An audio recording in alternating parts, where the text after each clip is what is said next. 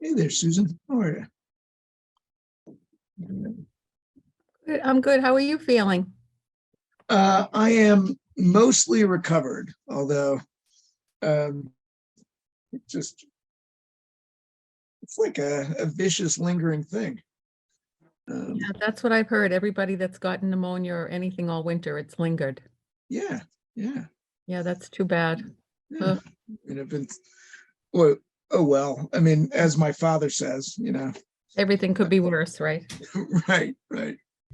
Now you're gonna make me laugh and cough. Yeah, sorry. Yeah, it's quite all right. Are you doing well? Yep, I'm doing all right. Yeah, good, good. Glad to hear it. We'll see how many residents show up tonight. Yeah. Um, let's see. Yeah,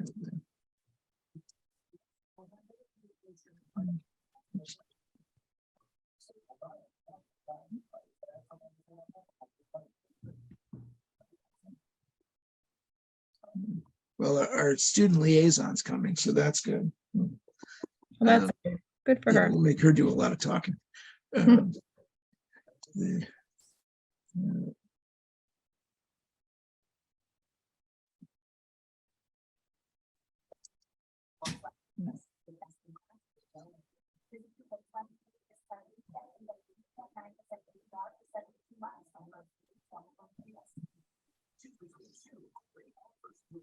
Thank you for the plans. Oh, yeah, no problem. Then all that stuff I dropped off last night. Yeah. Yeah. Yeah. The the Audubon site. Right. Did you see what that new building's going to be for? I know what it's for, but I didn't look at what it's gonna look like. Yeah, but it sounds. I mean, it's going to be an indoor skydiving facility. Oh. Yeah, yeah, Oh. Attached to the hotel? yeah, in a separate building. So that's just kind of wild. Yeah, that is.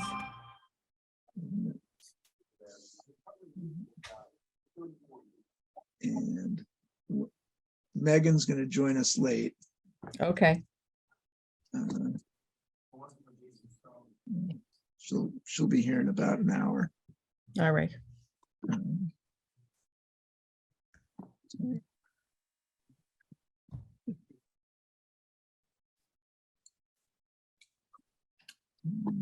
and-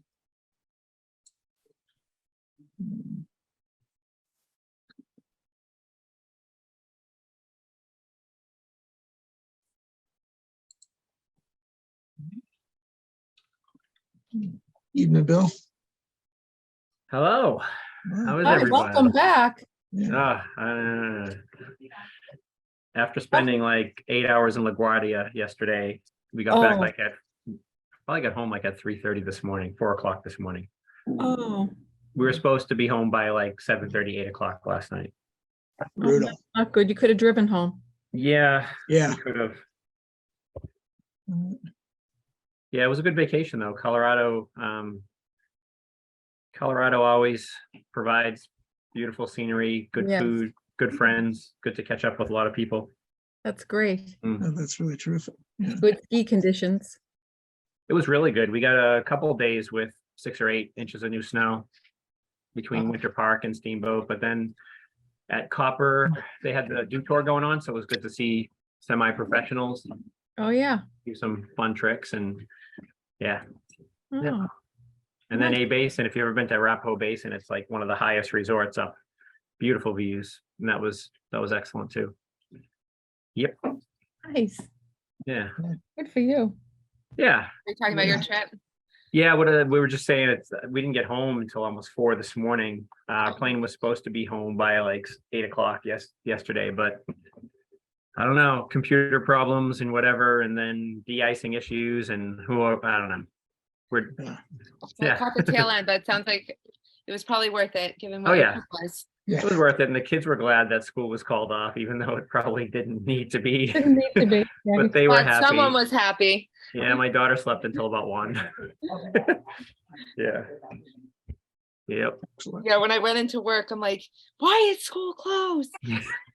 Right. Right. Why? Wow. Was it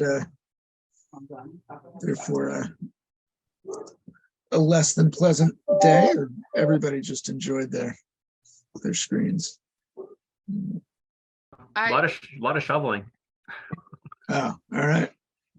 I had to do a half day because we had to have some shifts going on here. So Got it. I Yeah. got the morning shift or afternoon. I'm sorry. I think I'd rather the morning. Yeah. Excellent. All right. Welcome, Matt. Welcome, Jim. Hello. Yeah. All right. Jim, I made you co-host. Yeah, so I think we can get started. Aaron, sorry, not Aaron. I'm looking at Aaron. Megan is going to join us late this evening, so we can call ourselves to order. Bill Spalding, Here. Matt Lowry, Here. Jim Hogan, Here. and myself here. So that's good. So we do have a quorum. And I'm really excited for our meeting tonight. We've got a lot of good stuff to discuss, including MBTA communities and their street name change. So the next item is our approval of our January 24th minutes. Any edits or comments? If not, is there a motion to approve?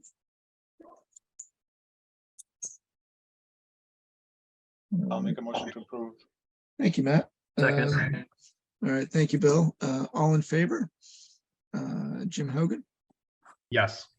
Matt Lowry, Yes. Bill Spalding, Yes. and myself. Yes, so terrific. It's 4-0. Terrific. So we're really excited to have another public discussion around MBTA communities, and I'm going to turn it over to Jim. Okay, thank you, Theo. I'm going to start sharing my screen. Bear with me for a second. Can you all see that screen? Okay. So the purpose of this meeting is taking a step back, what is this? We're talking about the Massachusetts 3A, or the multifamily zoning district. The purpose of this meeting is to answer questions related to the multifamily zoning district. It's under consideration, solicit feedback from people, members of the community, what they'd like to see that incorporated into the district. A little bit of background around this district. The state, the Commonwealth of Massachusetts, passed a law recently that requires communities to pass a multifamily zoning district. If the community is serviced by the MBTA. Each MBTA community shall have at least one multifamily zoning district where multifamily zoning is allowed, quote, as of right. What that means is that you does not allowed to have special conditions as it relates to allowing developers to have multifamily zoning via a discretionary permit. It has to be allowed, quote, as of right.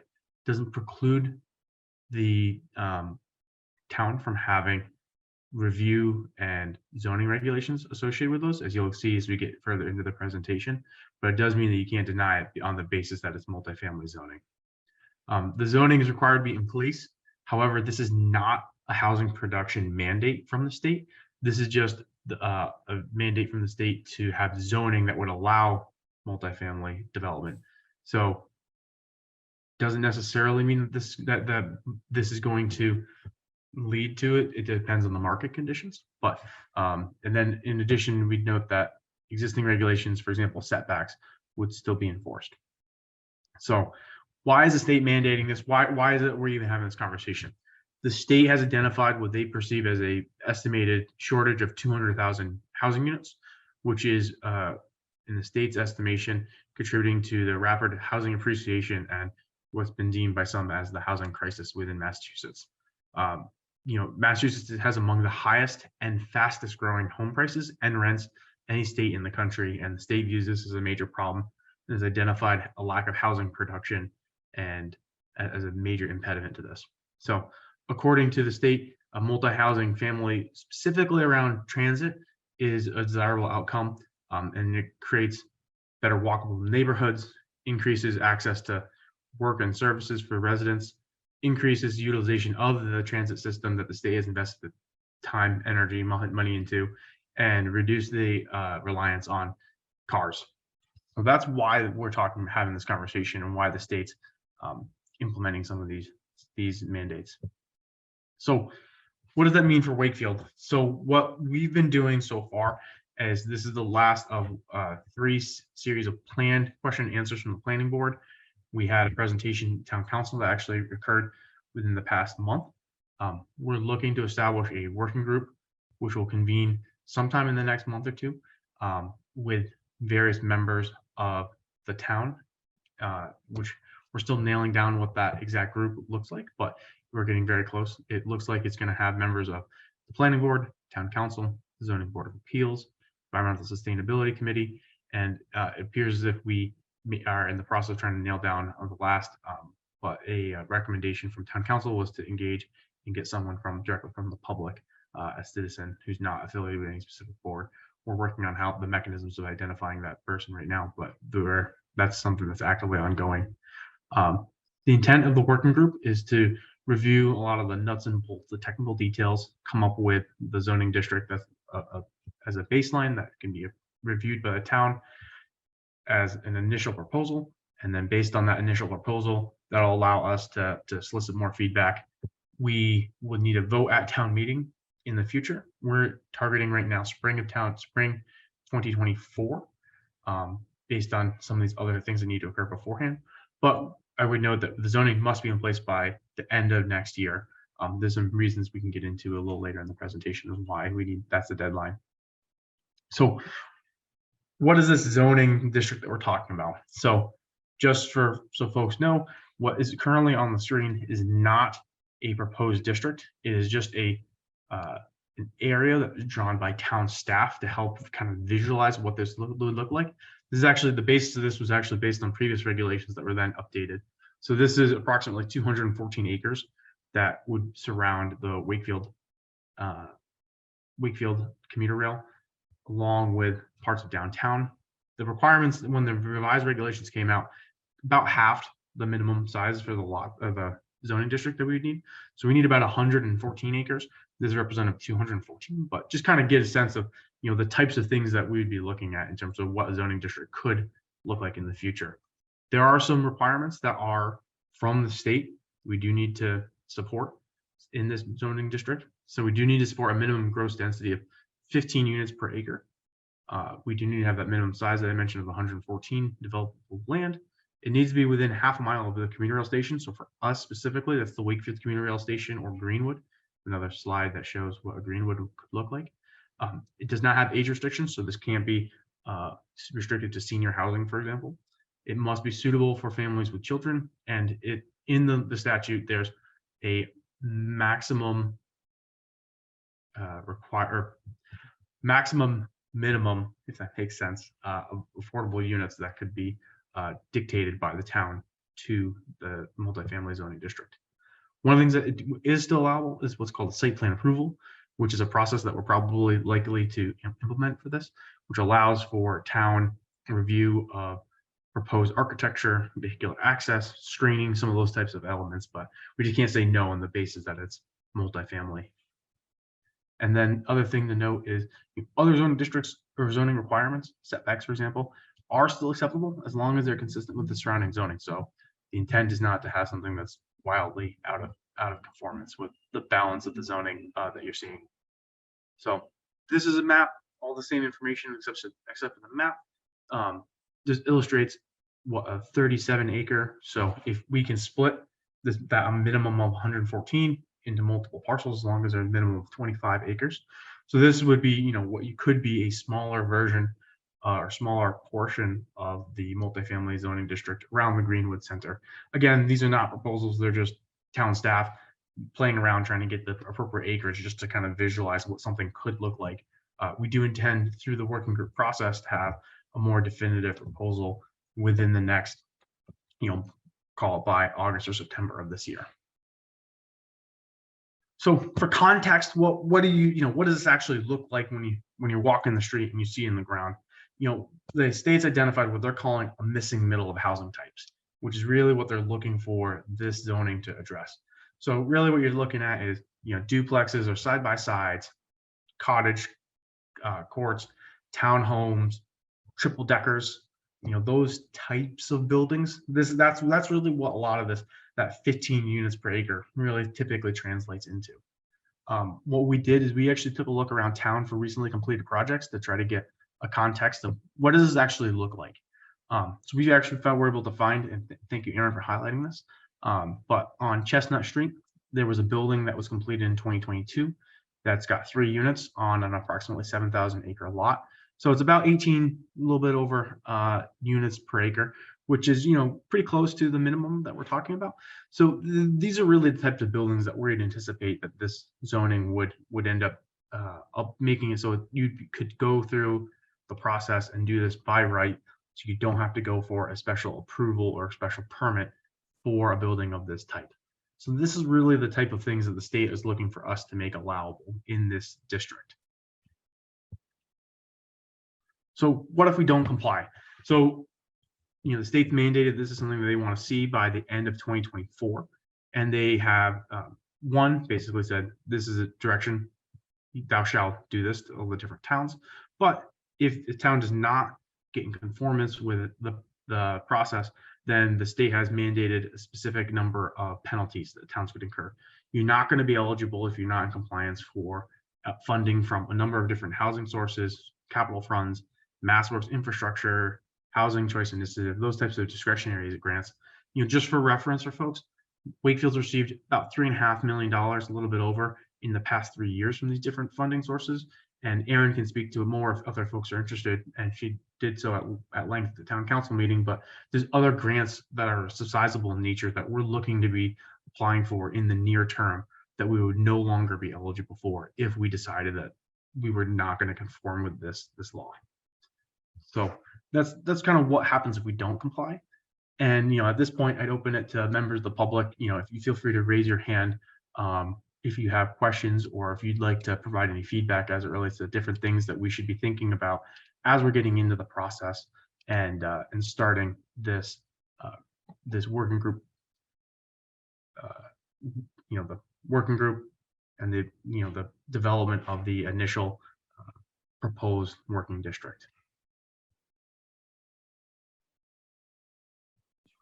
Yeah, and just from a process perspective, we'd love to hear from everybody. And when you do speak, please state your name and your address.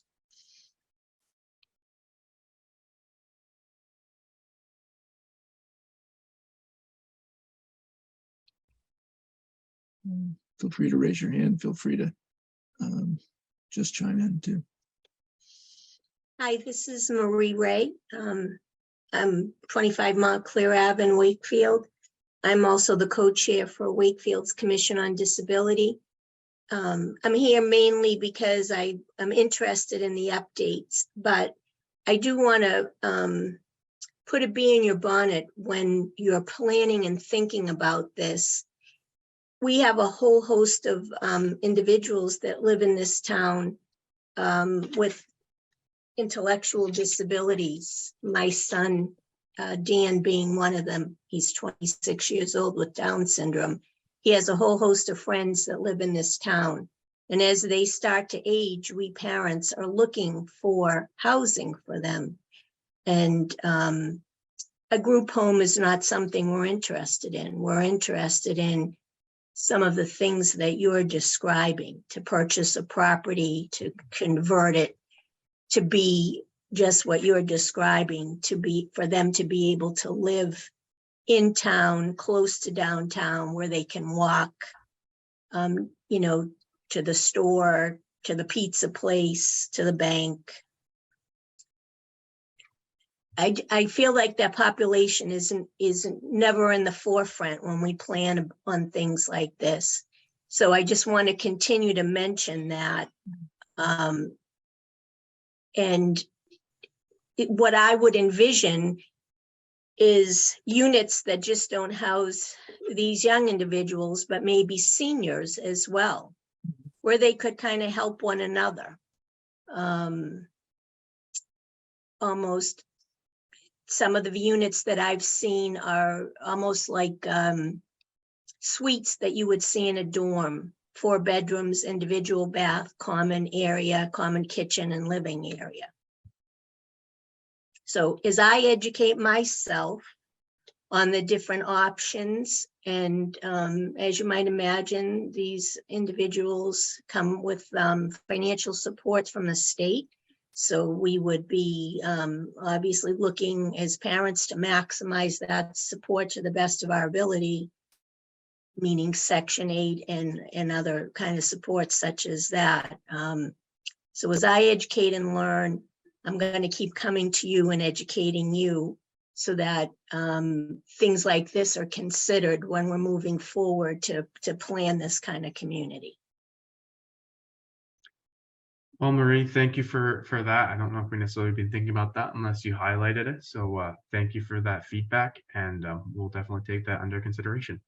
And there are some other perks that come with that. One being none of these guys drive, so there would be no cars, no parking worries. Yeah, I think the only thing I would note is that we'll have to take a closer look at is I'm not sure if we can, as part of the zoning, impose requirements as it relates to specific communities as part of this zoning, but it's something that we can take a closer look at and see if there's anything that can be done. Right, or encourage developers to investigate these types of communities, and it doesn't have to be all or none. It can be some units, right, in a building or whatever the structure is that would house these folks. Yep, All good understood. information. Yeah, thank you. And this is the perfect time to be mentioning these things as we go into our working group and work with a consultant to dive a little deeper on what we can and can't do for any sort of requirements moving forward. So, and what that looks like for some of these projects. And I can probably recommend some individuals that are in the field, architects, et cetera, that are, familiar with building some of these units, just as subject matter experts, if you folks, want to be able to speak to somebody.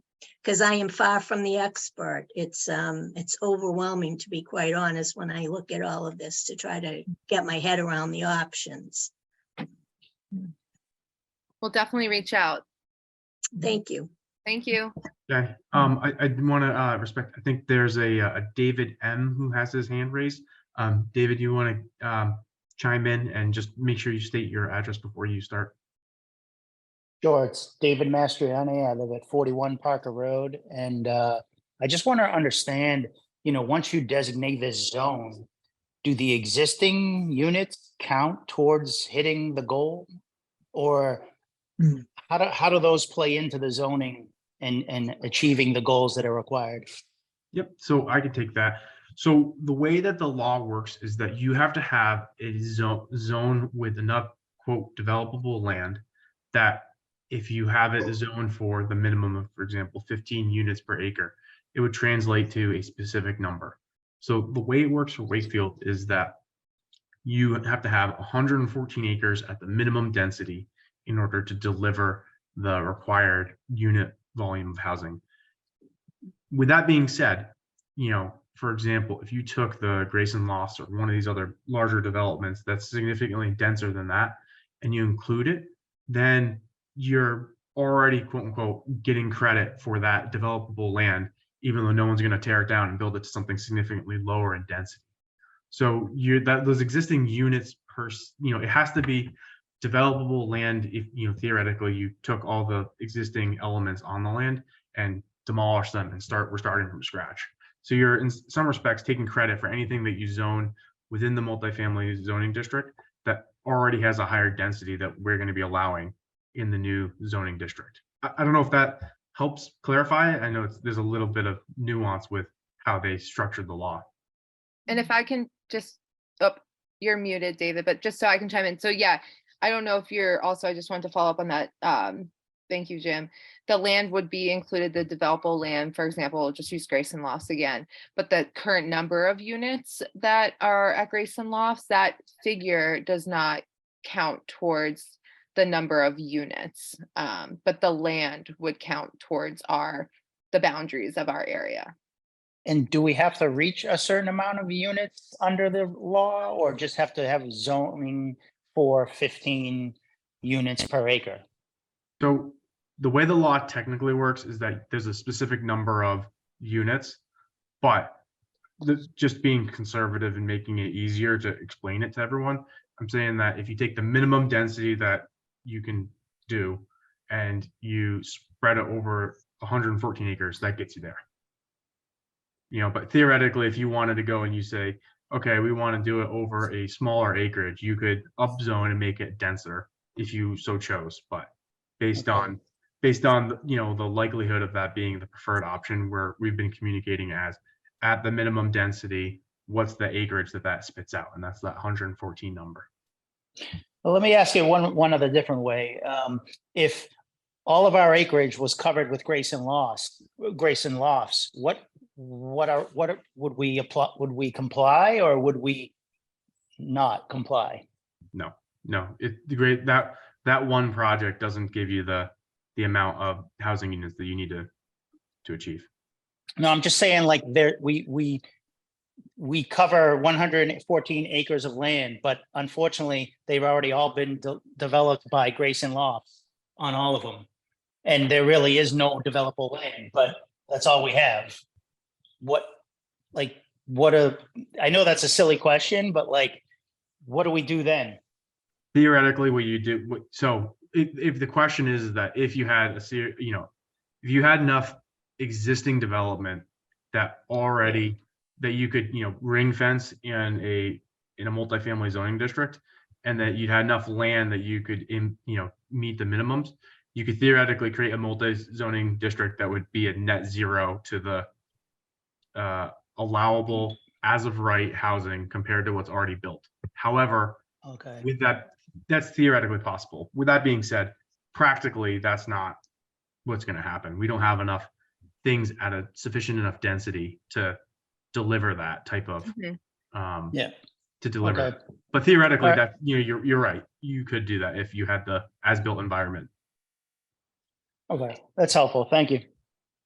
Thank you.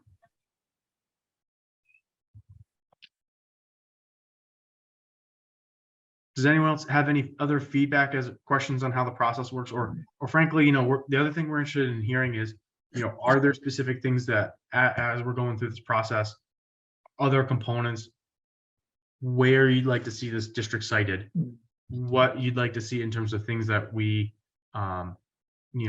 should be focused on, unit counts, bedroom mix, affordability. Those are the types of things that we've been hearing a lot in these other sessions.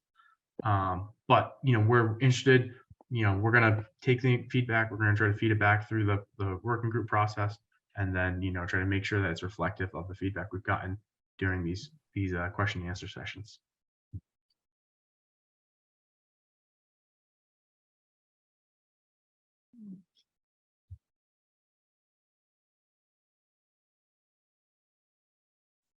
Well, I'll take that silence. I'll kick it back over to you, Theo. And if anyone has any questions, feel free to reach out, and we're more than happy to try to address anyone's questions in the future. And hopefully there'll be more to come and more to report in the upcoming months as it relates to this, as we work towards getting a deliverable in the latter half of this year for us to review, and then we can start talking about real proposals instead of future. No, thank you, Jim. Thank you, Aaron. And thanks everyone for being interested in participating. Yeah, this is definitely something that we really want to make sure we develop thoughtfully and completely with as much input as we can get. The fourth item on our agenda is to review the previous A&R plan of Zero Evangelista Way. This is a plan we had reviewed previously, and due to some filing snafus and things like that, we need to revisit. Erin, do you have anything you'd like to say by way of introduction? Yeah, I just want to say this should be pretty simple. I did review the plan. We do have Attorney McCarthy on the call with us right now representing the A&R plan.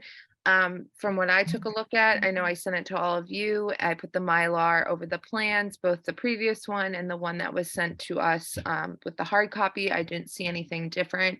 There's just somewhere along the way, the A&R that was signed by all of you.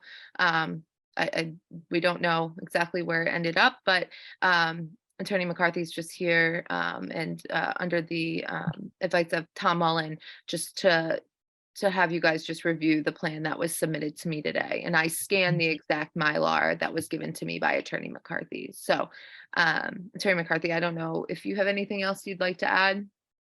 Well, I agree with everything you said. The original plan was lost. The purpose of the plan is to convey a small parcel of land from one property to another.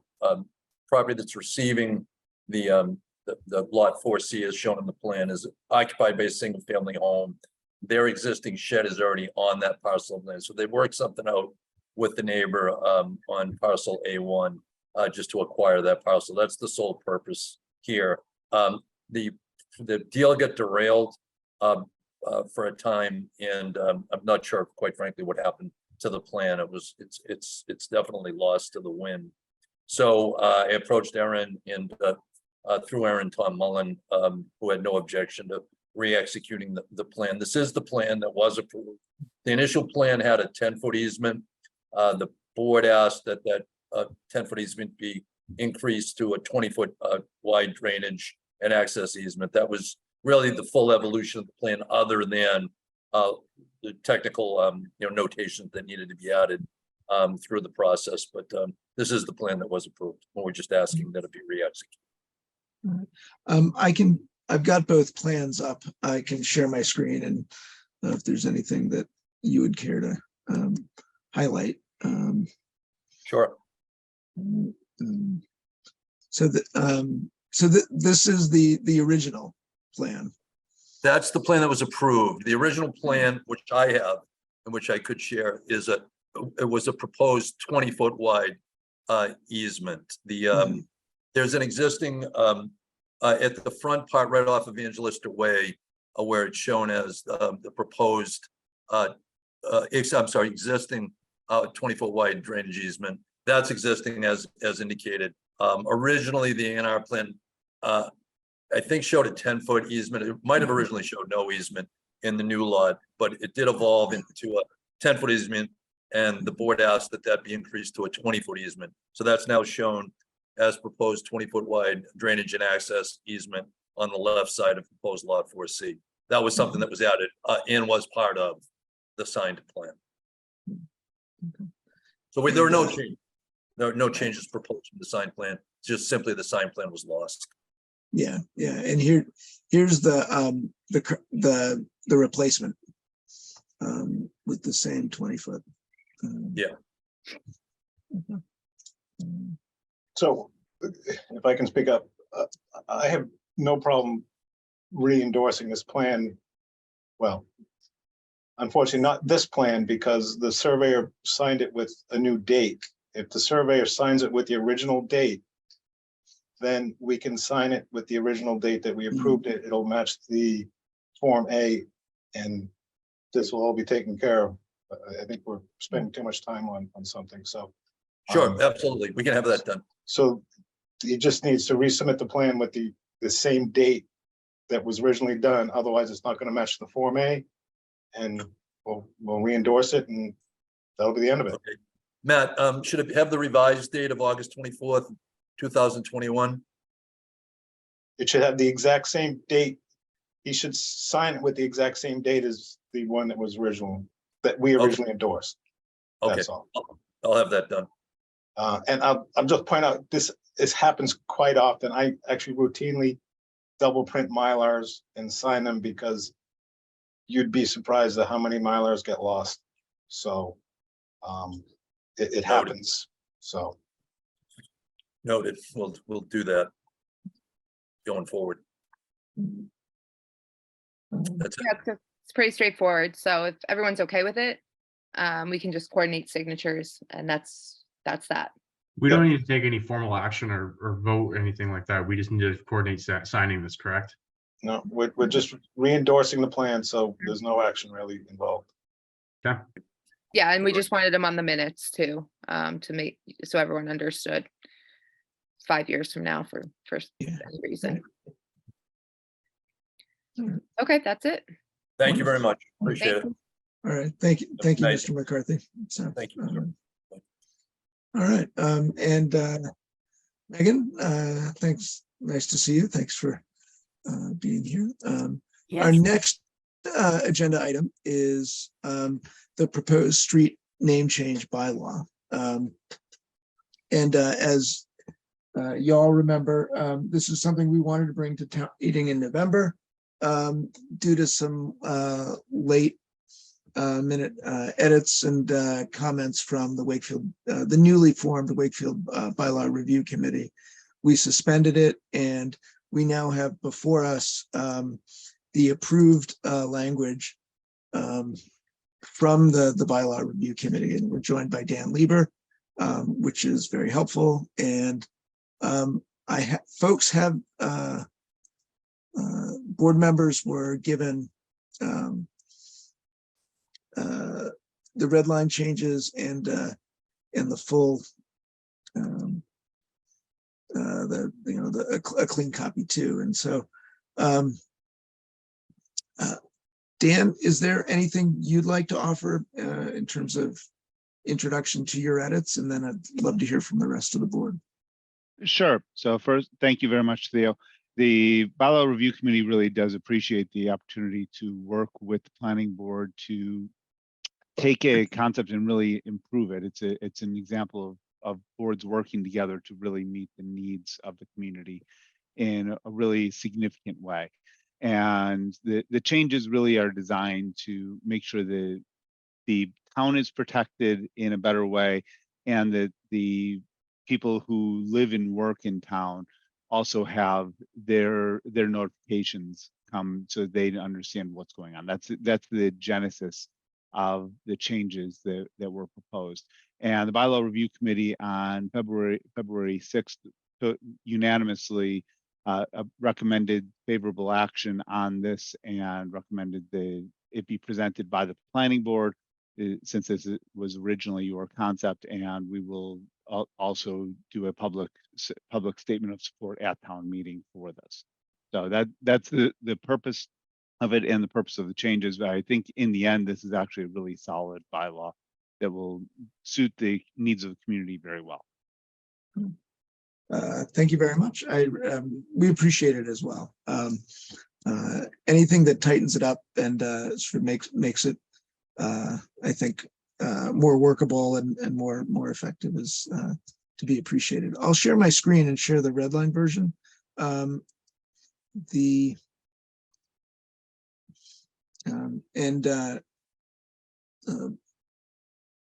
Board members, am I sharing the right screen? Yes. Okay. So does anybody have any observations or comments or questions about the changes?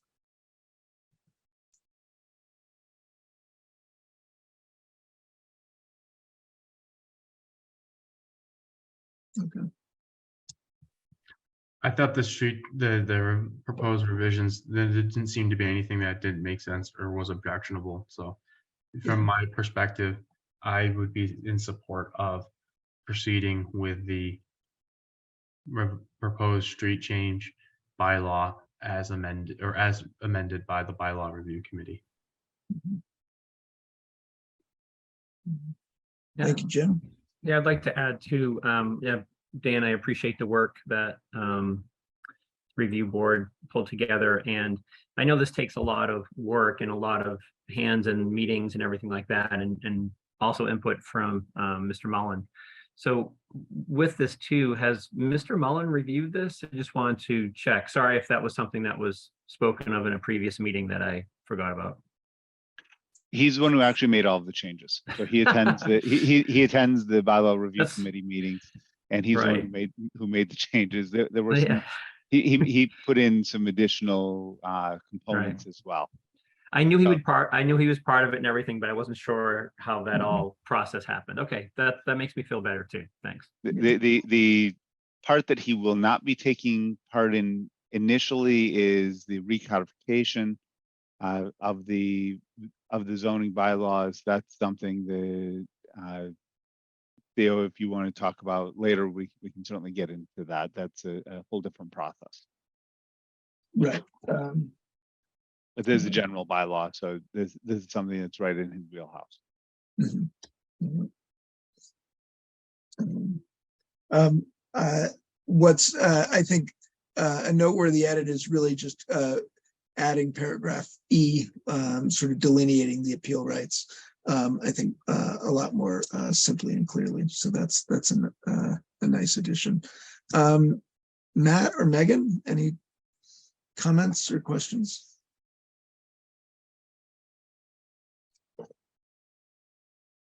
Nope, the changes look good to me. Great. All right. So I think our next steps here will be to have a public comment at our March 14th meeting, and depending on the level of comments, I would like us to be able to take a vote to take this new version of the bylaw and vote to send it to town council for the May town meeting. If we can't vote on the 14th, then we need to vote on the 28th because the deadline for items for the town warrant is April 7th. So stop sharing. So I have a question. Does, after it goes to town council, is that when we have a public hearing? Or do we do a public hearing before it goes to town council? I thought we were doing a public comment before it goes to town council. Well, From a general bylaw, public hearing is not actually required for this, since this is not zoning related. You're welcome to have a public hearing, but there is not one actually required for it. okay, so it's yeah, because it's general bylaw. Okay, that's fine. Yeah. Okay.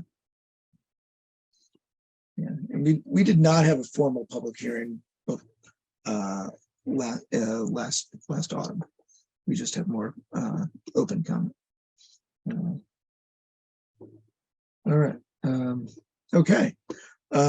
So with that, we will open it up for discussion on the 14th and move for approval and submission to town council for the spring for the May meeting. So that's wonderful. I'm glad we'll be able to put that to bed. Our sixth item on the agenda is a presentation from Aaron about transportation demand management. So happy to keep you on the road selling your TDM wares between all the committees. So yeah, thank you so much. I asked Theo if I could just do this presentation to you guys because I did present it to the Zoning Board of Appeals a couple weeks ago or a few weeks ago at this point. I did go to them first, and really this is just to put out feelers and get feedback in regards to this topic. I did go to them first because they're really the ones that deal with these larger projects that are coming online and how we can mitigate some of our traffic concerns and single occupancy vehicles within the community, because that's always one of the biggest things that I take away from those meetings is more traffic. How can Wakefield's infrastructure manage it? And so I've just been kind of floating this idea around, and it might be, a new condition within the Zoning Board of Appeals or a bylaw, but also working with some of our larger business commercial areas in town, like Audubon Road and things like that, and how we move people more efficiently. So I did put a quick PowerPoint together. I'm gonna see if I can pull it up. Theo, it's not letting me share.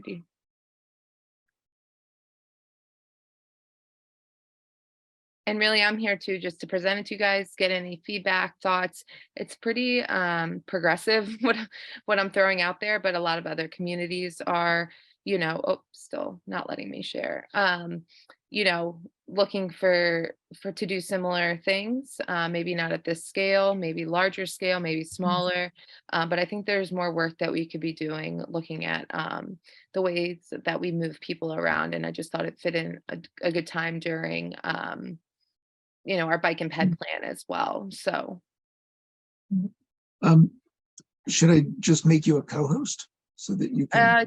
if the option at the bottom, share screen, should be allow all participants to share or something like that. Do you see that? There you go. Okay. All right. Can everyone see this?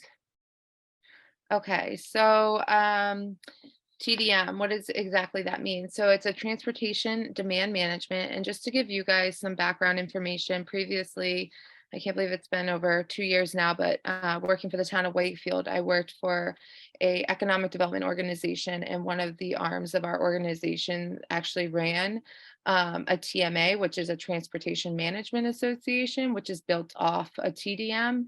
And so I have a lot of background on this and knowledge, and I know a lot of those communities that I worked with on the Route 3 corridor were starting to put some TDM efforts into some of their conditions, any new businesses that came in, new developments. And so I just thought right now would be a good time to, like I said, put some feelers out there as we move forward with some of these new developments. So, and I wish I did it a few years ago, because I think there's a lot we could have probably implemented with some of these projects. So exactly what is a TDM?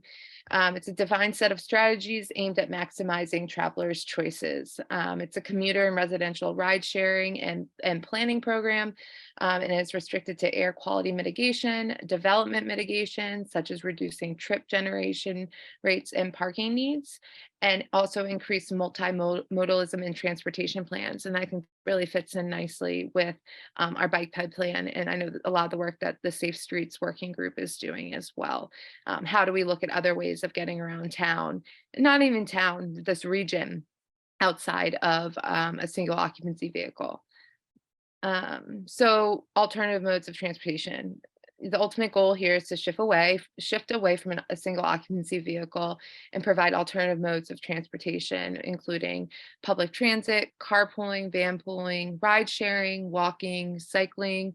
I should include rolling in there as well, but also just to overall broaden the engagement with transportation alternatives and guide residents to use them more. I think a lot of people know that we have the MBTA station here, we have the bus route here too, but I'm not sure how many people actually take advantage of it or realize how easy it can be too. So what are the benefits of TDM? I won't run through all of these, but I think a big thing as we look, I know we have our environmental sustainability committee. I know our town council, a number of those members talking about how we conserve energy and become a more sustainable community. So this helps conserve energy, reduce emissions. Again, infrastructure, we hear about that all the time. Potholes, this would help reduce wear and tear on roads and bridges. And then improving community health and fitness levels, achieving equity, enhanced quality of life, making us a walkable, bikeable community, solving parking problems, something I'm dealing with right now at a smaller scale, and then enhancing community safety and making things more, transportation more affordable. So we actually have already done some TDM efforts in Wakefield. So the Zoning Board of Appeals has already implemented some TDM practices with the 200 Quanapawet when they asked them to put a shuttle on the road, which I think is wonderful, trying to get people to downtown, to the MBTA station. I think every day when I, drive down there or go for a run, I'm seeing more and more cars back at the Wakefield station, or more people waiting to get on the train. So I think people are slowly going back to work 3, 4, maybe 5 days a week now. And so getting people there without everyone getting in their cars. What my ideal dream is to grow that shuttle. So it's, we don't see one person on that shuttle. We see more people, and not just serving 200 Quannapowitt, maybe serving 100 Quannapowitt, folks on Audubon Road, the new developments on Salem Street. And so I'm just trying to think of ways, how do we build upon this?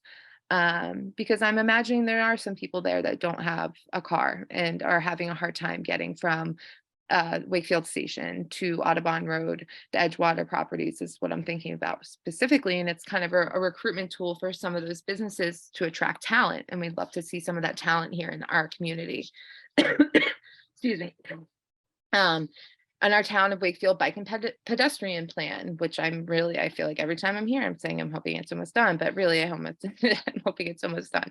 So working with MAPC to look at our current and future bike and pedestrian connectivity and accommodations to encourage more biking, walking, and rolling. So this fits in perfectly with what a TDM is. How do we make those more efficient for folks in town to get around outside of their car? And then also something that's been talked about a number of times in the Vision 2030 and master plan meetings, and I know a bunch of you have been on those meetings and calls, is having a micro transit. I'm actually pleasantly surprised on how many people are on board with that. I've spoke to our senior center too. So a micro transit could be on demand or a fixed route shuttle. Again, maybe building off our 200 Quannapowitt, where it would serve our Wakefield residents, businesses, again, being on demand. So it could get seniors to other places when the shuttle isn't running, or maybe we look at that shuttle to try to make things more, again, efficient, while also serving some of our residents as well. So I think there's a lot that could be built upon that. So yeah, and people really seem to jump on that idea of microtransit. So if you haven't really looked into it yet, I recommend looking. I know they're a city, but Salem and some other communities, I believe Stoneham just got some money to do a potential shuttle east to west, maybe even serving some of their high school kids. I know you have to pay to use the buses here. So again, thinking big picture here, but so the way I am kind of looking at this for the future is I'm basing off Watertown's TDM. Like I said, many communities around here don't yet have any sort of TDM conditions or bylaws or anything like that, but are really interested in conversation that I've had of seeing how it goes. But Watertown has like a basic TDM. And so these are projects which are residential, industrial, commercial, and it's really for these smaller developments, 10 to 39 residential units, 10,000 to 30,000 square feet of commercial space, smaller employer base. And then also, projects requiring site plan review with more than 150 average daily trips. So this would be really just the basic. And I'll kind of talk and go more into what we'd be looking for people to do. And then a comprehensive TDM, and we probably wouldn't see this retail 30,000 square feet or 30 full-time, we could see 30 full-time equivalent employees. Say if we get a large business that moves into Edgewater, we could kind of have some conditions in there that they have to join this TDM effort. But more the residential, as we talk here about the MBTA communities. I know a number, again, kicking myself that maybe we weren't ahead of this a little with some of these new developments that came online as of recent. But for more residential units, mixed use as well, office and industrial. And so these are these larger developments, and they would require more reporting and all that. So I'll get into that. So what would that be? What would we be asking of these folks that be joining the TDM, these residential commercial? So we'd be looking at parking, how to unbundle parking, separate costs of parking from separating the cost of parking from the cost of renting, leasing, or ownership. So people could pay less if they're not, don't have a car and they don't have to park. Improve walking conditions, look at sidewalks, multi-use paths, streetscape improvements, bicycle parking. So making that a condition that these developments need to have better bicycle parking access for folks in their developments and commercial areas. Bike share membership, something I've been floating around with a few other communities around here. Free bikes, support transit stops, doing a better job of promoting transit-oriented development with new sidewalks in transit. And I know this has been talked about a lot with these new developments. How do we implement more sidewalks to make those connections, to make it safer to walk and bike around here? Car sharing, multimodal wayfinding signage. We've talked about signage. So a lot of this work we're doing already, but if we can have some of the developers kick in, that'd be awesome. Shuttle service, subsidized MBTA passes, and then the real-time transportation information displays. And if you actually go to Grayson Lofts, they have one, which is really cool. I recommend if you have a chance to go check it out. Tells you when the bus is coming, when the train's coming, and just trying to, really promote alternative modes. So again, goal to shift away from people in their cars. And then really how you implement, regulate, and monitor is determine if the TDM program is applicable to the project, like the basic or comprehensive project. It would have to be submitted prior to site plan review, and it'd be part of that whole process. They would submit a plan and application of what they need to do, what they were planning on doing to mitigate single occupancy vehicles, and make sure it's following all the requirements we may have in place prior to the special permit from the Zoning Board of Appeals. And prior to occupancy permit, making sure that all the TDM measures that are in the plan are being implemented or going to be installed. And then they have to report back to the town yearly with kind of a report of the efforts that they're doing. And again, all the things I covered on the last slide, those are the type of things that we'd want them to implement depending on what kind of project it is. And then, yeah, so that was kind of a quick overview, not really, but I wasn't sure if you guys were familiar with the process and what your thoughts are. It would probably down the road, with us having to implement any bylaws or anything like that, come back to the planning board. So that's just what I had, and just wanted to throw it out there and kind of let you know that's what I'm thinking and working on. Again, it doesn't need to be a full-fledged shuttle, just be small things like making sure that these developments have bike parking, better sidewalk connections, that we're just moving people more efficiently. So thank you. And yeah, if you have any questions, feedback, or thoughts, I'd appreciate it.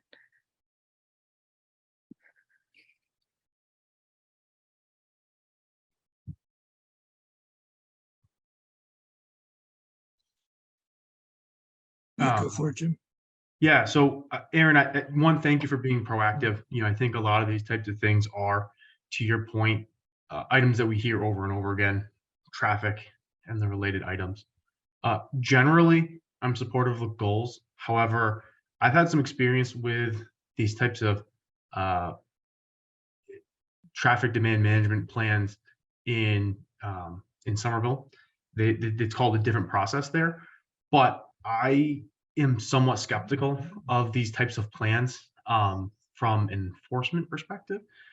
For some of the longer term, forcing developments or office or landlords or whoever to subsidize MBTA passes in perpetuity, or forcing shares of blue bikes, or designating parking spaces in perpetuity for designated uses. I'm a little skeptical of that in terms of the enforcement and frankly, the burden it puts on town staff. I am generally, and frankly, the other thing is, I personally, from my experience, that projects be delayed on the front end for these types of negotiations before you can get into the balance of the project, which I don't necessarily know is a great outcome as we're developing these processes. So those are some of the concerns I would have. On the balance, I think I'm excited. I think I would be excited if we put some more clarity or structure as it relates to some of the mitigations for these projects for things that are infrastructure based, sidewalk connectivity, bike parking, some of those types of things I view as very appropriate, and I think they will be a greater benefit, and it'll help engender a greater feel of clarity, and it's not something that's an ongoing requires ongoing effort from the town to ensure conformance. you can have it day one tied to the building permit, so you know what's going to happen. And I think some of those things are a little more visible and I would argue potentially more impactful. So that would be my feedback, is I think that we would need to be, I think it's better if we define what the mitigations are and maybe make it more prescriptive instead of individual, negotiation on a project by project basis, which I've seen in other municipalities, which I think is a less successful overall outcome in terms of the overall product. Yeah, and I think what you were describing, the way of like sidewalk connectivity, like, I mean, let's be serious, we are a small community, but we are in the confluence of 95, 93, right? And so, and we don't have a huge commercial base here. And the community I worked in was Burlington, and they have a lot, of stuff going on. So I'm very mindful of that. And I think what you were saying, like the bike parking, and again, I mean, me and town engineering, we'd be the ones really monitoring, and that's a full-time job. And so I think if there's ways, me and Bill talked about this, we're now getting those funds up front and making sure that the town can put the sidewalks in and make sure it's matching up with our bike ped plan, bike racks. Like, I think the smaller scale things definitely are manageable, and something that I think we really should probably jump on sooner than later, especially as more developments come online. And, so we aren't chasing after grants and other funds to make some of these improvements after the fact. I think that would be. I think yes, the specific types of things I want to highlight is more of things like, for example, I've seen conditions where in perpetuity, you as the either the building owner or the tenant have to subsidize MBTA passes for all building occupancies. Yep. On an ongoing basis. I think some things like that become, in my mind, one, big money, bigger money than you think, but two, also, I think it's just from an enforcement mechanism, I question whether or not that's the right approach. I think the things focusing on infrastructure on the front end, I think to your point, and seeing if we can have the developer perform those instead of putting it into a trust, I think is more successful. But even putting it into a trust, I think is a more viable option, because I think you can have a defined mitigation for the front end. Yeah, no, I think that's great. I really appreciate that feedback, especially you being on the other side of it too. I will say thank you, Erin. It's great to see this all in one presentation, because it seems like it's been all floating around for a few years. And of course, being part of Safe Streets and focusing on our number one is like safe passage to school. So safe, safe streets, the sidewalks, the bike racks, the other infrastructure. It would be great to understand a couple pieces. One, what can our board help with? How can, what part do we have in this? And how, I mean, maybe it's looking at what the master plan brings in and trying to figure out what is the priority. And I would love for us as a board, or however this shakes out, to how could we get the small things done first to really see the difference? I feel like this is really too big, and a lot of people are going to push back, especially at the bike share and a couple of the other things that are going on. They're going to be like, oh yeah, no, there's going to be these bikes laying around the sidewalks. I think we've seen that in other communities. But I would love for us as a board to figure out how could we help for some of the smaller infrastructure pieces, as Jim was mentioning, and what can we do? So have you thought that far ahead with it, or No. is it waiting for the master plan to really, the last survey to finish off? Yeah, so I think waiting to kind of see, so again, this was me putting out feelers, and it's like sometimes it's so great to be brought down, you get so excited about these things, and down to earth, and again, back to reality of what is manageable, what isn't manageable. I think what really kicked it off for me is when I got brought into the zoning board of appeals with the whole shuttle process, and I just want to make sure that can serve more than just one development, right? And because then we're doing the opposite thing, we're putting a shuttle on the road that's serving a small population.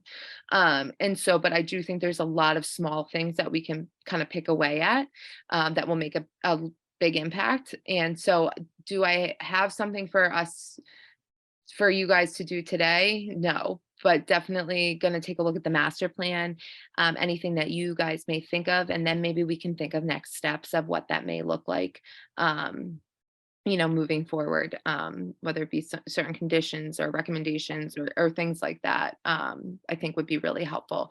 But let me think about that. And I think we can revisit this conversation, and kind of decide as a group what the next best steps are, based on feedback from the surveys, from the master plan and things like that. And Perfect. Aaron, I think one of the things, if you're talking about specifically around shuttles and those types of things, I believe that there are, I can't remember what the exact mechanism is or what they're called, but it's almost like a business improvement district for transportation. You know, Yeah, where it's- yeah, I know, yeah, there's so many I forget what that one is, but yeah, that might be where we might want to consider, and have it be focused around the downtown area and the surround. oh, business improvement, they have business improvement districts and then parking improvement districts too, Yeah. where you can collect those funds to support things like that, or infrastructure improvements, in your downtown and things like that. And things I've been floating around too, but yeah, there's definitely different ways that we could go with this, but yeah. Last question, and I think, well, a comment and a question.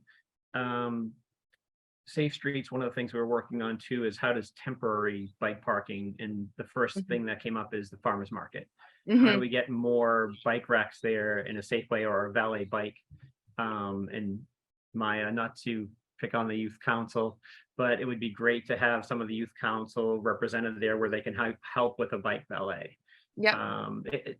Just something little like that, where the density is so crazy for 4 or 5 hours on a specific day. It's like, it would be great to see how we can focus and introduce it to have little pieces of it to see as like a demo or just a trial to see how it works. Yeah, definitely. And I know it was a success at our town day. There was Mhm. tons of bikes that were at the bike Right. rally. So, Maya has her hand up, just want to. oh, yeah. I was also gonna say that I do feel like the bike shares are extremely popular among the youth, and I know a bunch of people that like when the weather gets warmer, instead of like using vehicles which contribute to air pollution, I think it would be a really good idea if they could like, when the weather gets warm, go downtown, go to the lake, the farmers market again, which is extremely popular among youth, as I know. So I think that would be really positive and good. Thank you. Yeah, and the question I had during last night's town council meeting, Administrator Mayo presented ARPA funds and where they're going, and Mhm. there was one for PED, the PED bike plan, and a few others for the Mhm. bike trail and all that stuff. Do you see a lot of the ARPA funds going towards these efforts, or is that something that's a little too far away to? I think that money might already be, but it all ties together. That's why I was saying, I feel Mhm. like we're doing a lot of this work already. And so I think that money is already tied to certain projects, but these certain projects will support moving people more efficiently. And how do we, promote that more to residents, employees? And so I think that would be like the next step, but then also finding those funds to kind of do that elsewhere as well. I'm sorry, I have visitors joining me, I guess. Okay. Well, thanks for, again, the presentation, the Thank you. comments and questions. Thanks. Thank you. So I have a comment too. Yeah. I think having a local shuttle would be great, but one of the issues we have is the T keeps cutting our service, especially with the buses. I don't know if the new route has been implemented, but it's basically, it's a one-way route. So if you're on one side of the town, the only way to get into Boston would be go to Reading and then come back into town. Has there been any discussion with the T about, a little more equity in how they're doing these routes, or does the town have any say in this? I know we've given them pushback and feedback when they started cutting the routes, have set on a number of calls. Again, I'm really just in the initial stages. I think we're not the only community feeling this, and looking at other ways that we can meet our residents' needs without relying on them. Again, Stoneham, for example, looking at an east-west connection with a possible shuttle, and kind of taking things into their own hands. But you know, I know we've had many conversations, but that's above me. So I don't want to speak for folks that have had those conversations, but I think that's something we need to keep pressing them with our state delegation as well. Yeah, because we could build a really excellent local shuttle, but Sorry. if you're not connecting to any other shuttle, which is into Boston, which is where people really want to go, it's kind of all for naught. So I think Yeah. we need to keep an eye on that. No, I completely agree. And again, I understand Wakefield is a small piece, and I'm all about working as a region too. And so I've had conversations with other communities too, as well, and how we make those connections, going back to the whole working with a group called the Mystic Green Highland Greenway, making connections with Bike and Ped. But how do we look at other methods, also MBTA too, serving us? You know, but I completely agree. I mean, it's all good, but if it's not connecting you anywhere, then it's not doing anything. So Yeah, and I think one of the other things that we could promote is some kind of bike storage or bike shed at the MBTA station, so people knew if they were going to bring their nice bike down there, when they came home, it would still be there. And that's a big problem of there are a lot of people are starting to get electric bikes, which is good to, you know, this last mile delivery of people from their homes to the station, but they're afraid to leave them there. yeah, Because if they're just out in the open, it rains, or there's no way to secure it, it's a disincentive to do that. So absolutely. that's some kind of structure that I think can be built. It's kind of, you build it, eventually people will come and start using it, and hopefully it's not going to disappear. So it's one of those things that would be something good we could build in. We've got 2 stations. Somehow designate maybe a couple of these parking spaces. I know in Greenwood, they have spaces there that are free, basically, as long as you get there early enough. Yep. If you put a bike shed there where people could lock their bikes, they have a combination to get in. I think that would be a lot better use of that space than a few people being able to park free all day long. No, I love that idea. And I think it goes back to Bill, like, is there small things that we could be doing? And I think there's a lot of grants out there that we've looked at quickly. Again, prioritizing what comes first, but that I've heard that a number of times, and I completely agree. As people, you know, getting electric bikes and nicer bikes, and want to make sure that they can trust their bike, you know, staying there. So definitely something I'll note, and I appreciate it. Okay. Last thought, Erin, will you be attending tomorrow's Safe Streets meeting at 7 p.m.? I'm gonna try. I'm watching my neighbors. Okay. I might be a few minutes late, but I'll be. Well, if not, I don't know if you mind sharing this PDF of the presentation that you had. Is that something you can share now, or? Oh, yeah, I can, Okay. you know, I can do a quick highlight too. Mhm. I'll put it on my calendar. Like I said, I might be a few minutes late, but yeah, I know that's right up their alley. So Okay, yeah, thanks. thank you.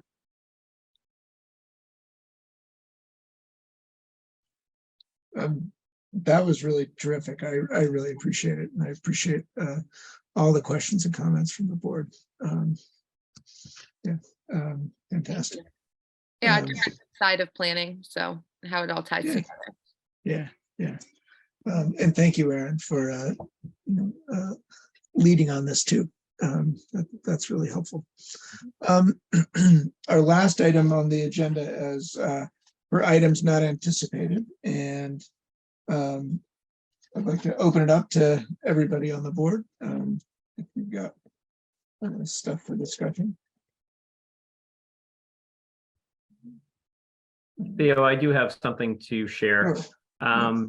During not last night's town council meeting, but the 2 weeks before, Councillor Dennehy brought up a proposition. I don't know the right way to term, but she was looking for a new position in town, not a town planner position, but can't remember exactly the phrase. Sorry, I'm a little spaced from the jet lag travel, but she actually called me out specifically in the meeting. So I want to make sure as the planning board, it wasn't something I was speaking for the planning board.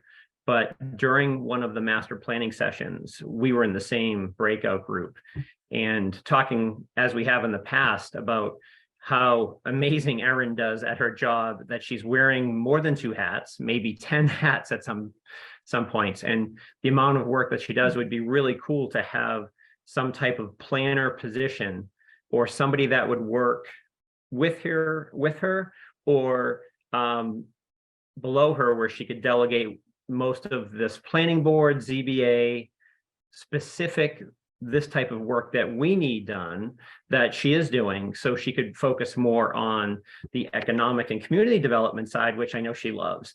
So she's been doing all this work for us and the ZBA and other boards and trying to bring us together. But I've spoke openly about this in the past, and I just wanted to make sure for the record, I wasn't speaking for the planning board, but I would also like to work with whoever, I can't remember who the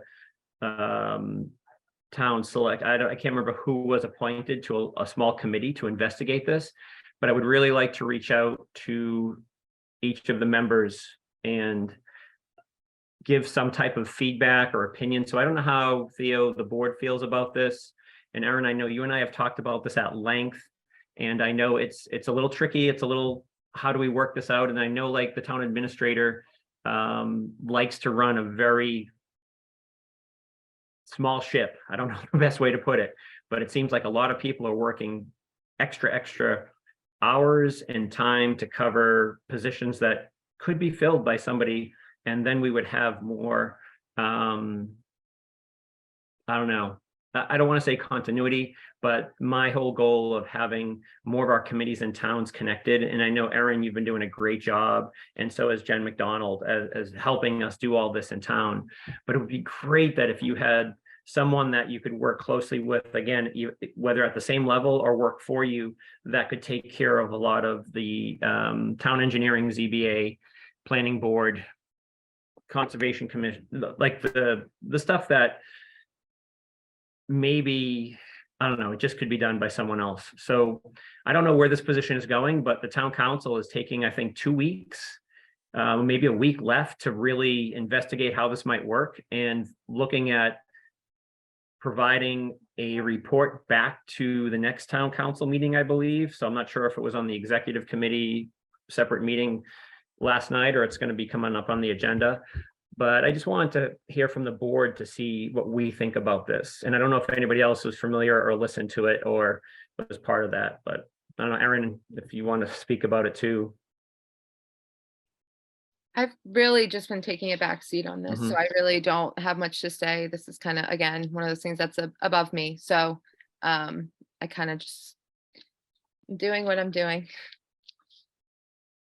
Thank you for doing what you're doing, but it's with all the development in town and everything going on, I just feel we need some help. And when I say we, I mean the town, not just our board. Right. Other responses? We have talked about this in various forms in the past. So, well, I don't want this to be something that it comes out that I'm speaking for the board, because I'm really not. And if we want to have a message as a board, that's what I want to discuss here open in our meeting. yeah. Again, I am going to send a message to each of the counselors as I talked to Ann Dennehy about, but I don't know, I just want to get the feel from the board. Mhm.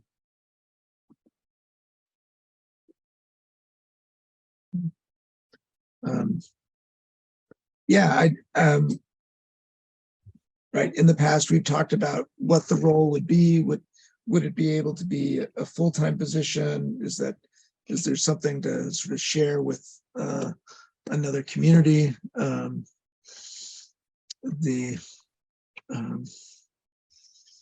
Seems like they're developing the MBTA communities zoning district would be useful to have staffed. some support. Jim, Megan, or Matt, any thoughts? Well, I've talked to Ann about this many times too. I'm still kind of leaning towards we need to have an expert, but I don't think we need to have a full-time expert. And I basically said, if this is a position that can be shared with a couple other towns, I think that's might be where we get a better value there. Because we are basically a developed town, there's not a ton of planning per se, and unless there's a way to force, and that's what you're gonna have to do, is force developers to go before a town planner. There's no reason for them to do that. There's a process for ZBA. They're not about to purposely take it to another step if they don't have to.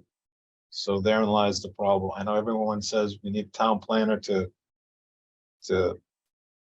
control, to stop, to change some of this development, but there's already an established process that is going on, and this is what happens. So I know people want to have a town planner, and I think it's going to change the way a lot of things are going through ZBA. I don't see it, but that's just my thoughts on that. Yeah, I'm hoping for that too. I know when we drafted back in June of 22, we put together a quick task list, and it was more about, attending planning board meetings, assist planning board clerk, prepare the annual report for the planning board, connect the departments and committees together, prepare and issue any public notices, like this type of stuff that is just like, wow, if Erin didn't have to do that, it would be wonderful if she had more time to spend on economic and community development. Yeah, and like I also pointed out to Ann, it's a little unfair for Erin to have the dual position where one is to basically, as a planner, sort of control and constrain growth, yet also economically develop the town. They're two sometimes diametrically opposed positions, yet she's supposed to walk that line and do both. It puts her in an unfair position.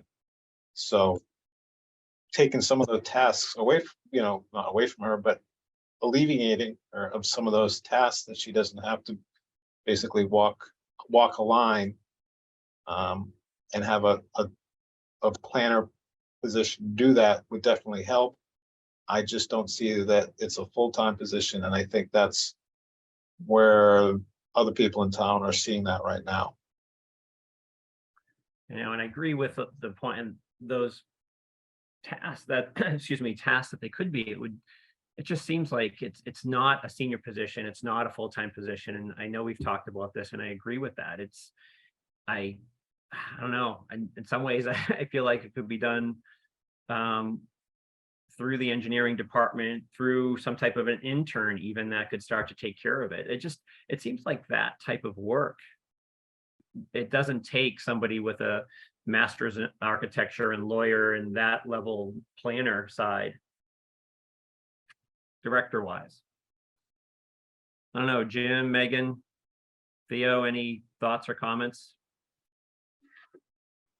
In general, I think that we've all had a number of conversations about this. I think that at this point, I think we just let the town council, that process play out. But I think that us belaboring the point and relitigating it, I don't necessarily see it adding a ton of value. I think everyone's had conversations. To Matt's point, this is not a new conversation. So I don't know if there's anything else I have to add that is really going to be value add at this point.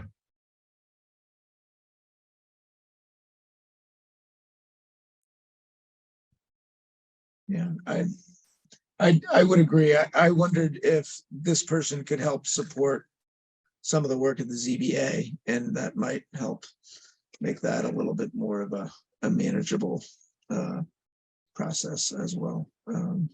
But yeah. All right. All right. Any other items not anticipated? I have a couple. So, all right. We will start with Dan. The bylaw review committee is beginning its initial discussion of zoning issues and has talked about with Aaron, the planning board participating in its March 20th meeting. And I don't, Aaron or Dan, do you want to give a little more intro to that? And we think we can have more board members, so we, potentially more than 2. Yeah, Dan, I'll let you kind of explain the email you sent to me and the point of this meeting. And I think it would be great if planning board members could attend. I thank you. And having planning board members has been specifically requested by Attorney Bobrowski, who is the preeminent zoning specialist in the state. He literally wrote the manual on it. And so we've engaged with him to do the zoning, the zoning recodification. The more input that we have from the ZBA and from the planning board members in particular will be helpful to make sure that the subject matter experts, and that's really what we view your role as well as the ZBA for implementation, will be helpful so that we can really make sure that we get this done in the right way. The purpose of this March 20th meeting is really introduction. There's going to be a series of meetings, each taking different aspects of zoning, and that will be introduced by Attorney Bobrowski. But he wants to get an idea of the who's who in the town. And so lots of people were invited, just so there's no surprises. Anyone who has expressed an interest in zoning in any sort or building in any sort of real way has been invited to this meeting, just so that really he can get an idea that Wakefield is a little bit different from other communities, that we have a lot of passion when it comes to zoning and building and what it should look like and what it shouldn't look like. Depending upon who you ask, you'll get different answers. And the idea behind this is really so that we can learn about his process directly from Attorney Bobrowski, and he can get to meet people briefly and have any questions about the process asked and answered. So that's the purpose of the meeting itself. It is scheduled for up to 2 hours. Can you clarify something? Sure. I know that you're saying that this subject matter expert is coming from the outside and is trying to get a lay of the land, but what is the stated goal of this process that's being undertaken? I don't know if that's been necessarily clear. I've heard recertification of the zoning, but what does that specifically entail? What elements are you looking to change in the zoning? Is this envisioning material public policy changes in terms of what we're doing in our underlying zoning, or is this more technocratic in nature? So great question. There are a few different aspects that are anticipated as part of this. Amongst the things that Attorney Bobrowski, and who'll articulate this in much better language than I can, is to first make sure that it comports with current law. There are several areas of our zoning that are not consistent with current state law. So it will be to ensure that those areas are updated. To also make sure that areas of conflict, there are some parts of the zoning that are in conflict with others. He's identified some of those, and the idea is to really simplify that type of language. In terms of significant policy changes, there likely will be some that will be furthered as a part of this process. I don't see it as being the process by which we take the Wakefield, the Wakefield 2030, Wakefield 2040 plans and fully implement those, although the core elements of those, of which you are certainly much better subject matter experts, can be improved. So the idea is not to draw new maps or do things of significant with the zoning itself, but it is to actually have the zoning bylaws rewritten in as much as possible to have the intent clarified. So that's where a lot of the language will get revisited and clarified, because there is a lot of confusion with the language, and it causes the ZBA headaches. As we know in this town, zoning board of appeals is something that the vast majority of applications, I can't even say most, the vast majority of applications do get accepted. Rejections are rare. And that's actually a problem, because appeals are supposed to be rarely accepted that by state law. So the idea is to really get the process more clarified so that people know what they can do, what they can't do, and then also to implement. But Dan, process that people can get. that's not, if your intent is to get the zoning board of appeals to not be utilized, I mean, It's not a matter of not being utilized. I fully expect they will be utilized. It's a matter of they will have clarification as to whether something is more clear as to whether a variance is truly justified or not. Because right now there but Dan, are a lot of variances. to say that you're not gonna have a variance that's a major public policy question. That's required, that's like a material difference in terms of changing the entire underlying zoning. Like that's a big effort. I mean, that's like what they're talking about in Boston right now, right? We're trying to redo the entirety of the underlying zoning because it's out of date, because it hasn't been updated since the 60s. Like That is what this process is. It's exactly what this process is. The entirety of the zoning is being revisited. Every part of it. That's what Attorney you're talking about Bartowski. going and upzoning the entirety of the town to be in conformance with what the existing as-built condition is. I mean, No, that's literally what you're talking about. And it's not to make it consistent with as built, because as built will still as built will still exist, and it will not change the grandfather componentry of the law. That will still exist for current conforming and non-conforming uses. So once the zoning is proposed and theoretically accepted, that's when it will affect, it will go into effect, and it will start to take effect for things that have not been done thus far. It's not to make it conform to how the town exists today. It's to make it so that the zoning is correct going forward. Because as it currently exists, the language is moderately, it is only moderately good. And the idea is to make it consistent. I think you're confusing yourself, because you're trying to take two separate efforts and put them into one effort. If the intent is to make the language more clear, that makes a lot of sense. If the intent is to zone it so the ZBA is not going to be a tool that's going to be utilized that much on a go forward basis, because the people or anything that people propose that requires a variance is going to have a higher rate of rejection, that's a different conversation that I think is frankly a conversation and an effort that we as a planning board would probably want to be leading, not a bylaw review committee. And frankly, the timing of this is not very good. We've got a master plan that's going to be delivering shortly. We've got this MBTA communities thing we've got to deal with. It would make a lot of more sense if we're talking about doing a holistic re-review of our underlying zoning and updating the underlying zoning and updating the maps and all that other stuff. That is something that is a much different set of conversations as it relates to how we want to utilize the town on a planning basis, on a go forward basis.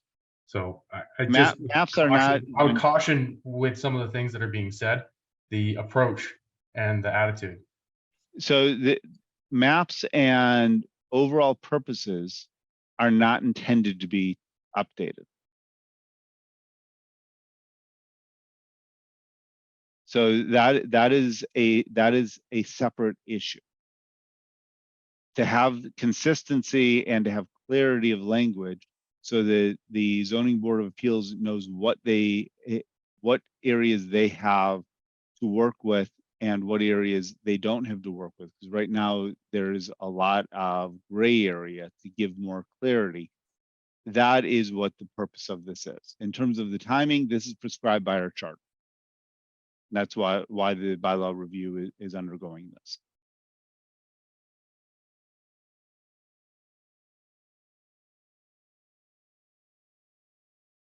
But maps and so forth, those are things that I expect would be revisited for consistency with the general planning purposes. That's something that I would expect to be led by the planning board, probably in several years after the process is complete and better understood by various components in the town. That may entail different maps, that may entail components such as overlays as it relates to traffic, the traffic management as you were covering tonight, as it covers with the MBTA community changes. Those pieces I expect would be led by the planning board, likely as separate efforts upon the conclusion of this process. I don't expect this process to be quick. I've already anticipated my expectations that this process will likely take somewhere between 18 and 24 months.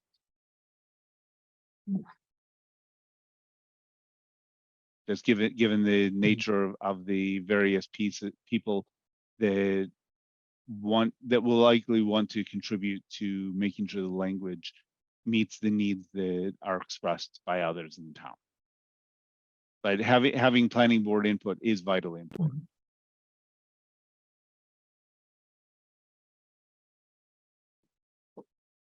Yeah, it sounds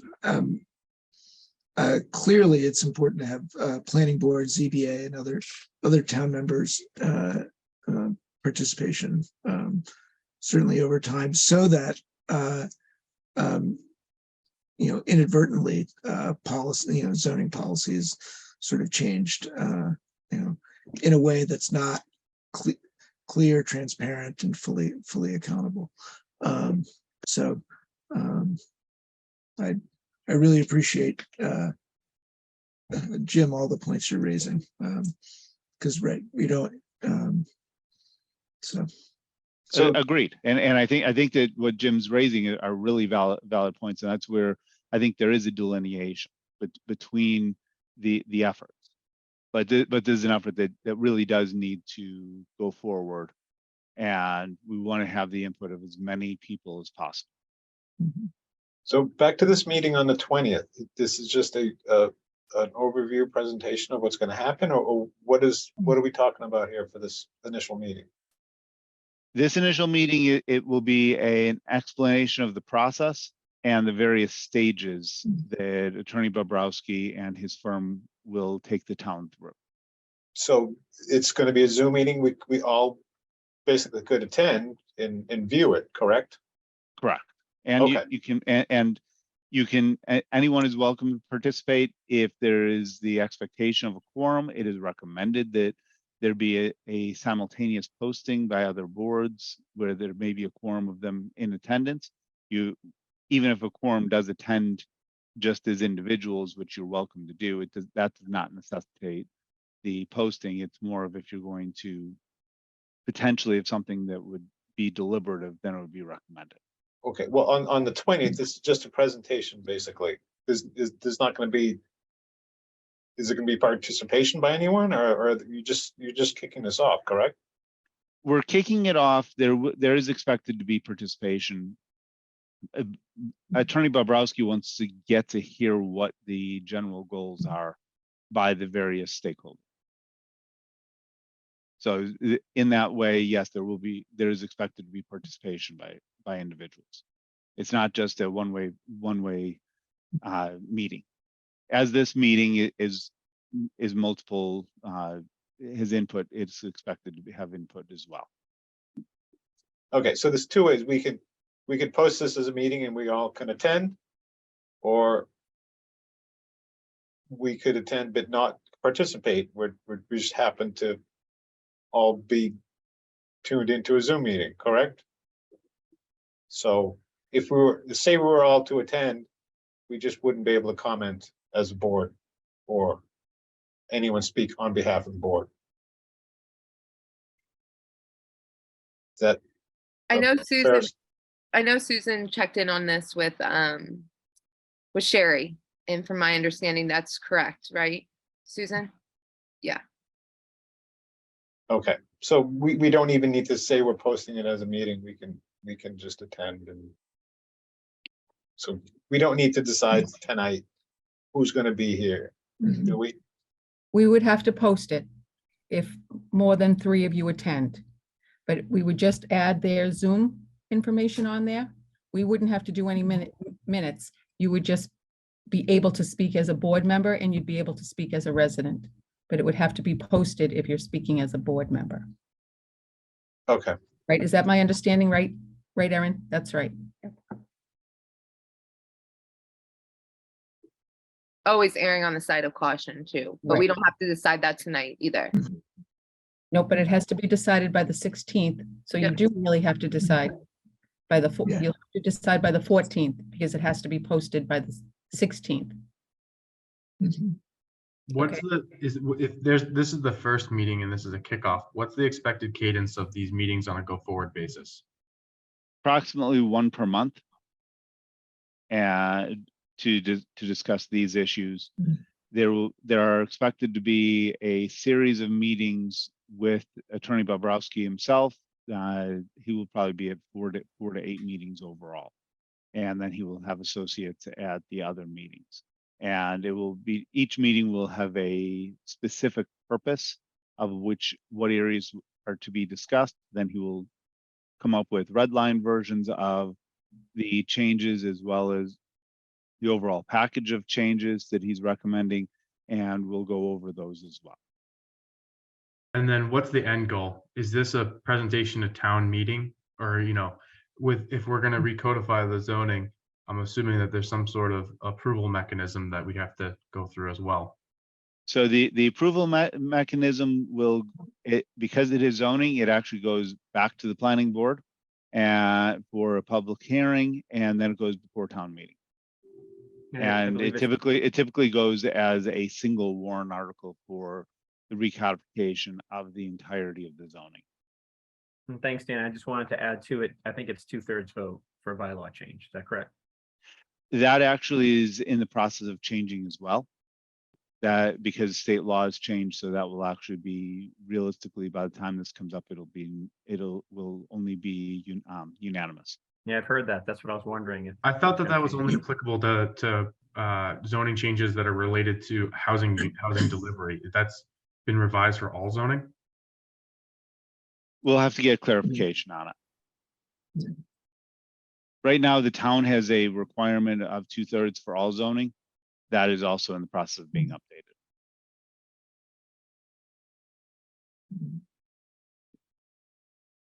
We're trying glad- to make yeah. things a bit easier for you.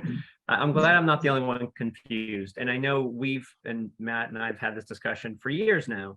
This is an online version, this is a written version. We've thrown the written version out because the online version is supposed to be, and we look through it and there's so many pieces that reference to nowhere and the continuity is really tough. So I for one, really appreciate this effort. It's something I would never want to do, but it's much appreciated. And I feel when it does come back to our board to hold open meetings and whatever we need to do, I just want to make sure that we're as prepared as a board as possible.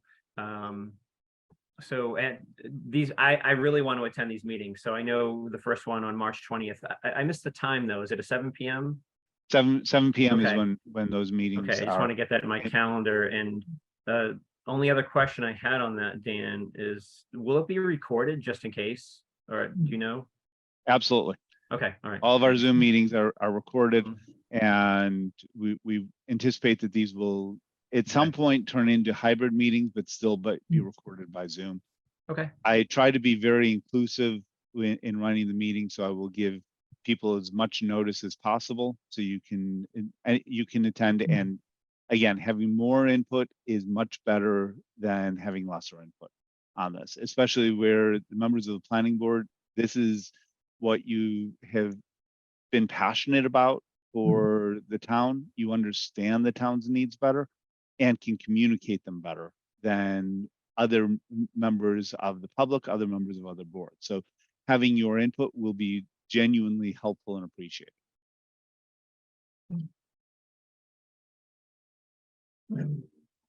I'm all up for posting, and if we have a quorum of board members, that's good. If not, we've sort of covered our bases.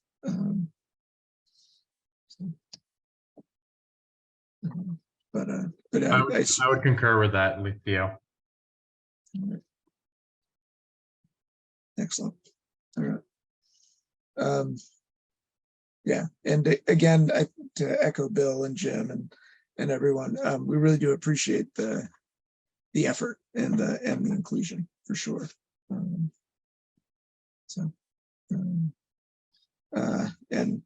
thank you, Dan, for taking all of this on. The only other I will not be unscathed. I know that coming out of right, agreed. So and really good to be transparent and really good to not overreach so that the right policy decisions get made in the right public manner too. So real quick, our planning board report is due on Friday. We've got a good draft. I will get some final edits from Jim and Aaron, and we'll be able to submit that.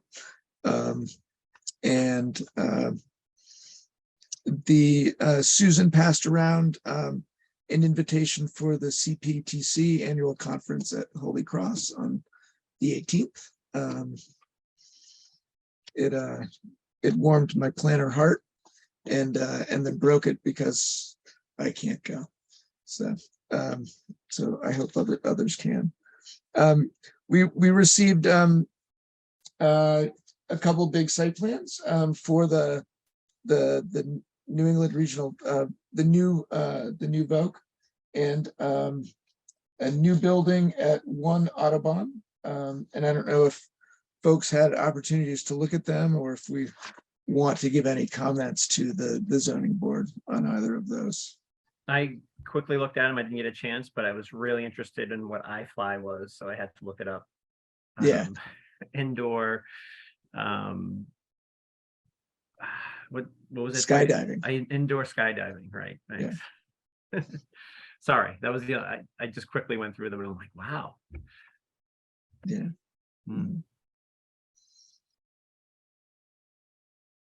Yeah, I thumbed through it. I didn't think we had much in the way of comment, although the indoor skydiving is replacing impervious space. So hopefully you're getting maybe a little bit better there, but still in a tight development spot. And the new VOC that's a huge site. So with I think a lot of potential overlap with wetlands. I don't know what folks are thinking about that. So but